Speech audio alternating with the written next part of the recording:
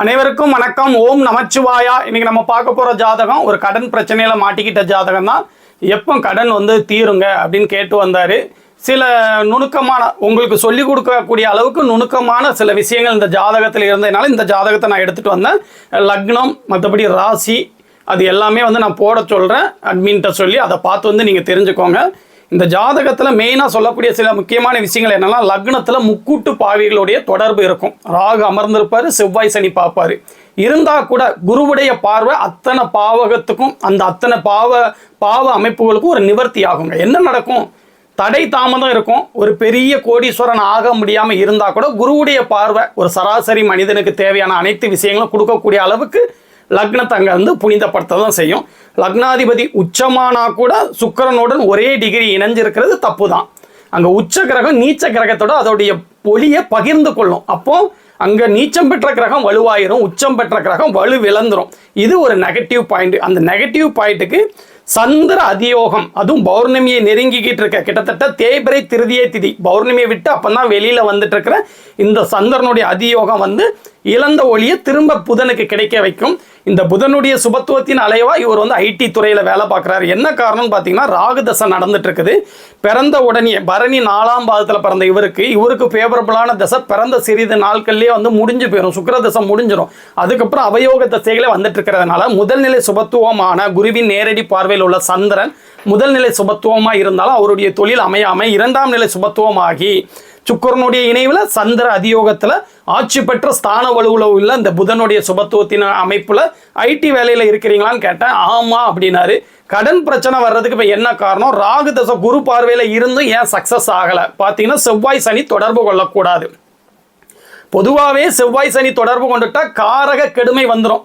செவ்வாய ராஜயோகாதிபதியாவோ சனிய ராஜயோகாதிபதியோ கொண்டிருந்தாங்கன்னா ஆதிபத்திய ரீதியாக நல்ல பலன்களை கொடுத்து காரக கெடுதல்களை கொடுப்பாங்க. இங்கே பார்த்தீங்கன்னா, இதுக்கு ஆதிபத்திய ரீதியாகவும் செவ்வாய் 6ஆம் அதிபதியாக வருவார், சனி 8ஆம் அதிபதியாக வருவார். ஆதிபத்திய ரீதியாகவும் 6-8 தொடர்பு, காரக ரீதியாக சனி செவ்வாய் தொடர்புங்கச்சில் அங்கே குருவுடைய இது ராகு திசையில் சாப்பாட்டுக்கு ஏதோ கொடுத்துட்டு காப்பாற்றிட்டு இருக்குமோ ஒழிய குரு பார்க்கல. ராகு திசையில் தொடச்சிருக்கும், ஒன்று இல்லாமல் தொடச்சிருக்கும். அந்த அடிப்படையில் ராகு திசையில் பெரிய நல்ல பலன்களை வழங்க முடியல. குரு திசையிலிருந்து முன்னேற்றம் 2028 குரு திசை ஆரம்பிக்கும். குரு அம்ச வீட்டில் மீனத்தில் இருப்பார். ராகுவோடையோ அமாவாசை சந்திரனோடையோ சனியுடையோ நேரடி தொடர்பில் இல்லாமல் சூரியனால் நீச்சம் பெற்ற சூரியனால் அஸ்தங்க தோஷத்தை அடையாமல் இந்த வீட்டில் துலாம் வீட்டில் இருக்கிறனால சூரியன் அங்கே இருந்தாருன்னா அவன் நீச்சனாகவும் இருப்பார், அஸ்தங்க தோஷம் ஆயிரும். அந்த அமைப்புகள்லையும் மாட்டாமல் தனி குருவாக இருந்து சந்திரனுடைய நேரடி பார்வையில் இருக்கிறதுனால வீடு கொடுத்தவன் நீச்சனாகவே இருந்தாலும் இந்த குரு திசை 11ஆம் இடத்துல தொடர்பில் இருக்கிறதுனால 6ஆம் இடத்துல கொடுக்குற கடன் பிரச்சனையை 11ஆம் இடம் தீர்க்கும். அப்படிங்கிற அடிப்படையில் குரு திசையில் படிப்படியாக கடன் அடைய ஆரம்பிக்கும். மாரகாதிபதி பாதகாதிபதி அப்படிலாம் எடுத்துக்கிட வேண்டாம். 7ஆம் இடத்துல அதிக சுபத்துவமாக இருந்தால் தான் இந்த கேந்திராதிபத்திய தோஷம் பாதகாதிபத்திய தோஷம்லாம் வரும். அதெல்லாம் லட்சத்தில் ஒருத்தங்களுக்கு தான் நடக்கும். 7ஆம் இடத்துல அதிக பாவத்துவமாக இருக்கும்போது இந்த மாரக அமைப்புகள் லக்னம் லக்னாதிபதி வலு, 8ஆம் வீடு 8ஆம் அதிபதி வலு, ஆயுள்காரகனான சனியுடைய வலுவை பொறுத்து எந்த வயசில் வருதுங்கிறத பொறுத்து நடக்கும். அதனால் எடுத்த உடனே மாரகாதிபதி பாதகாதிபதி கேந்திராதிபதின்னு போகாமல் ஒரு 5ஆம் இடத்துல உட்காந்து 1, 5, 9 அந்த அந்தஸ்தை கொடுக்கக்கூடிய முக்கோணம் செயல்பட்டு முக்கியமாக பாவத்துவ கிரகங்களுடைய தொடர்பில் இல்லாமல் இருக்கிறது. அம்ச வீட்டில் மீனத்தில் இருக்கிறது. 11ஆம் இடத்தோட தொடர்பில் இருக்கிறதுனால 6ஆம் இடம் கொடுக்குற கடனை 11ஆம் இடம் அடைக்கும். அப்படிங்கிற அடிப்படையிலேயே இது நல்லது தான். இவருக்கு கடன் குரு திசையிலேருந்து அடைய ஆரம்பிச்சிடும்.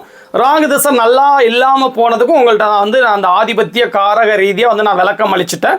ஐடி ஃபீல்டில் இருக்கிறதுக்கும் அந்த புதனுடைய 2ஆம் நிலை சுபத்துவம் சாதகம் இல்லாத திசைகள் வர்றதுனால அந்த மாதிரி அமைப்புகளில் இருக்கிறாரு அப்படிங்கிறதுக்கும் நான் ஒரு முழுமையான விளக்கம் உங்களுக்கு கொடுத்துருக்கேன். இந்த ஜாதகம் உங்களுக்கு திருப்திகரமாக இருக்கும்னு நினைக்கிறேன். குரு திசை ஆரம்பித்த உடனே 2028 மேச ராசிக்கு அந்த ஜென்மசனி பாதிப்புகள் வரும். என்ன இருந்தாலும் கோச்சார நாயகனான சந்திரன் பாதிக்கப்பட்டவங்க, வலுவிழந்தவங்க, ராகு கேதுக்களோடு இணைந்தவங்க, சனி செவ்வாய் அவரை பாதிக்க முடியாது, சனியால் நெருங்கி பாதிப்படைந்தவங்க, சூரியன் உடனிருந்து அமாவாசை தோஷத்தில் உள்ளவங்க, இந்த மாதிரி சந்திரன் கோச்சார நாயகனான சந்திரன் பாதிக்கப்பட்டவங்க, நடப்பு தசா புத்திகள் பாவத்துவ திசைகள் நடக்கிறது, 6-8 திசைகள் நடக்கிறது, அந்த மாதிரி அமைப்புகளில் உள்ளவங்க, இந்த மாதிரி நபர்களுக்கு கொடுக்குற கஷ்டத்தை இவருக்கு கொடுக்காது. அதனால ஜென்ம சனியில் கூட பெரிய பாதிப்புகள் பொருளாதார குற்றங்கள் வந்து இவருக்கு இருக்காது அப்படிங்கிற அடிப்படையில் நான் அதையும் வந்து அவருக்கு நான் வந்து எக்ஸ்பிளைன் பண்ணேன். கரண்டில் பேய்கிட்டுறது பார்த்தீங்கன்னா ராகு திசையில் சந்திரன் நடந்துக்கிட்டு இருக்குது. சந்திரன் உபஜயஸ்தானத்தில் 11ஆம் இடத்துல சுபத்துவமாக தான் இருக்காரு. கடன் அடைக்கிறதுக்கு ஒரு இடத்த விற்கிறதுக்கு ட்ரை பண்ணிட்டு இருக்கேன் அப்படின்னு சொல்லி சொன்னார். சந்திரன் அது நடக்கிறதுனால வாய்ப்புகள் உண்டு அப்படின்னா கூட அடுத்து வர்ற செவ்வாய் 6ஆம் இடத்துல உட்காந்துருக்காரு. அப்போது ராகுக்கு செவ்வாய் சஷ்டாஷ்டக அமைப்பில் இருந்தால் கூட ஆட்சி பலம் அதுக்கு ஒரு விதி வழக்கினா கூட பாவத்துவம் அடையக்கூடாது.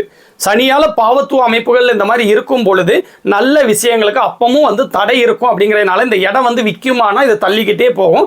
அந்த ராகு திசையில் செவ்வாய் புத்தி விலகினதுக்கு அப்புறம் குரு திசை ஆரம்பிச்சதுக்கு அப்புறம் தான் இவருக்கு வந்து வாழ்க்கையில் ஒரு நல்லது நடக்கும். இடம் விற்கிறதுலேருந்து எல்லா நல்லதும் அப்போ தான் நடக்கும்.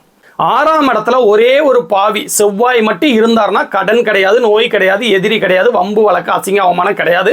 அந்த வீட்டை வந்து அவர் மட்டுக்குள்ளே வைப்பார் பிற திசைகளில். இப்போ செவ்வாயே நடக்கும்போது ஒரு பாவியா அந்த வீட்டை கெடுத்தா கூட அந்த அதிபதியா அதை கொடுத்துருவாரு. செவ்வாய் தசை வரக்கூடாது 6ஆம் இடத்துல இருந்து, அப்படியே உல்டாவாயிரும் பலனை. இதை தான் நீங்கள் புரிஞ்சுக்கிட மாட்டீங்க, இதை தான் நம்ம புரிஞ்சுக்கிடணும். இப்போ செவ்வாய் இருக்கிறாரு, சனி பார்த்து அந்த வீடு பாவத்துவமாக இருக்கிறதுனால கடன் சார்ந்த உடல் நலம் சார்ந்த பிரச்சனைகள் வரதான் செய்யும். லக்னாதிபதி உச்சமாக இருக்கிறனாலே லக்னத்தை குரு பார்க்கறதுனால அந்த வயசையும் வச்சு உடல் சார்ந்த பிரச்சனைகள் எல்லாமே இப்போ கடனில் மாட்ட வச்சிருக்குது. கண்டிப்பாக ரெக்கவர் ஆகக்கூடிய ஜாதகம் தாங்க. அப்படி ஒன்றும் பெரிய நெகட்டிவ்லாம் வந்து சந்திக்க மாட்டார். இதே மாதிரி உங்களுக்கு விளக்குற மாதிரி ஒரு அருமையான ஜாதகம் வரும்போது எக்ஸ்பிளைன் பண்ணுறதுக்கு நான் கண்டிப்பாக எடுத்துகிட்டு வரேன். இதே மாதிரி இன்னொரு நாள் வந்து ஒரு நல்ல ஜாதகத்தோடு வந்து நான் உங்களை மீட் பண்ணுறேன். ஓம் நமச்சிவாயா.